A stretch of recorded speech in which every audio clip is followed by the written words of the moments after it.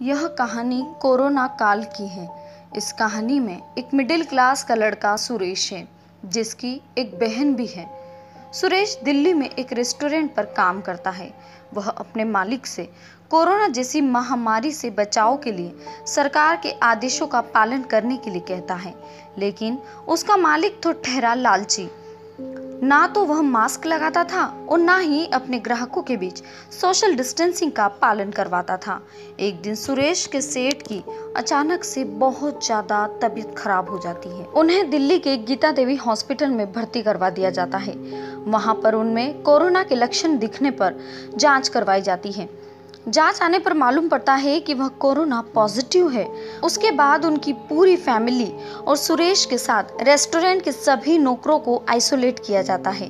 फिर सभी की जांच करवाई जाती है तो सुरेश के साथ सभी की रिपोर्ट भी पॉजिटिव आ जाती है। सुरेश बहुत ज्यादा घबरा जाता है क्योंकि वह एक मिडिल क्लास फैमिली से है।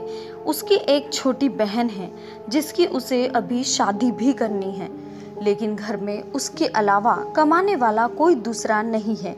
वह डर जाता है कि उसके बाद उसकी बहन का और उसके परिवार का क्या होगा। सुरेश को आइसोलेशन वार्ड में भर्ती करवा दिया जाता है। सुरेश कई दिनों तक उस अस्पताल में भर्ती रहता है, लेकिन उसकी तबीयत और ज़्यादा बिगड़ती जाती है।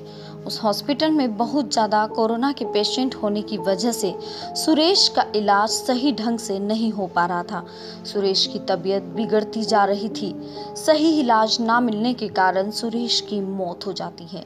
अब वह हॉस्पिटल हॉरर हॉस्पिटल बन जाता है क्योंकि सुरेश की आत्मा उस हॉस्पिटल में ही कैद हो जाती है। कोई भी डॉक्टर उस अस्पताल में टिक नहीं पाता है, लेकिन एक दिन डॉक्टर अजय का वहाँ पर तबादला हो जाता है।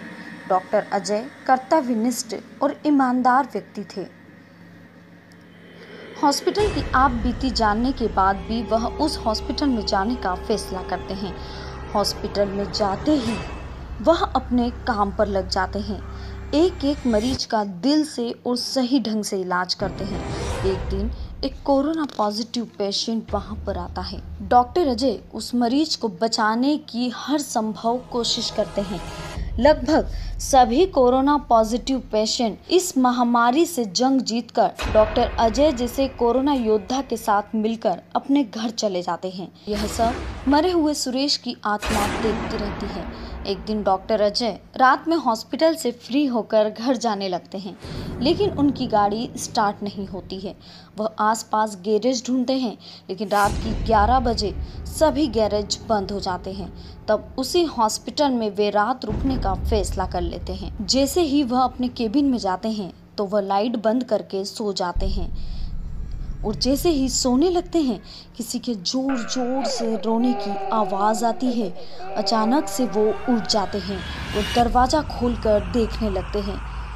सामने बने कोरोना वार्ड की तरफ से वो आवाज़ें उन्हें आती है, तो वो कोरोना वार्ड की तरफ जाकर देखते हैं। इतने में उनके पीछे से कोई निकलता है। वो पलट कर देखते हैं और बोलते हैं, कौन है, कौन है। इतने में फिर से जोर जोर से रोने की आवाज़ें आने लगती हैं। वो कोरोना वार्ड के अंदर चले जाते हैं और पूछते हैं, कौन है भाई। अचानक से सुरेश उनके सामने आ जाता है और वह डर जाते हैं और पूछते हैं, तुम कौन हो। सुरेश कहता है, मैं भी एक कोरोना का मरीज था जिसका इस हॉस्पिटल में सही से इलाज नहीं हुआ और मेरी मौत हो गई। मैंने देखा आप एक अच्छे और ईमानदार डॉक्टर हैं, इसलिए मैंने आपसे बात करना चाही। डॉक्टर कहते हैं, तुम मुझसे क्या चाहते हो। सुरेश, आप एक भले आदमी हैं। मैं सिर्फ इतना चाहता हूँ कि मेरी एक मरने के बाद इच्छा रह गई है कि मेरी एक छोटी बहन है, आप उसकी शादी करवा दीजिए। मेरे घर में मेरे अलावा पैसे कमाने वाला कोई भी नहीं है।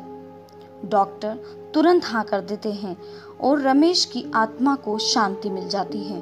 डॉक्टर अपने ही पैसों से उसकी बहन की शादी बड़ी धूमधाम से करवाते हैं।